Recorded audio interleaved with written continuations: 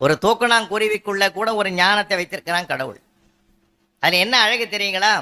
ஆண் பனையில ஒரு கூடு கட்டும், பெண் பனையில ஒரு கூடு கட்டும்.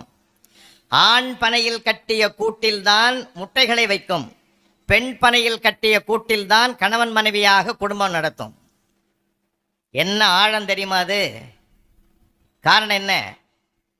அந்த முட்டை பொரித்து குஞ்சுகளாக வருகிற போது குஞ்சுகளுக்கு பாதுகாப்பு வேண்டும் என்பதற்காக ஆண்பனைக்கு யாருமே கிட்டே போக மாட்டான், எந்த பயனும் இல்லை என்பதனாலே அந்த முட்டையிலிருந்து வெளிவருகிற குஞ்சுகளுக்கு பாதுகாப்பு கிடைக்கும் என்று கருதி முட்டைகளை கொண்டு போய் ஆண்பனை கூட்டிலே வைக்கும்.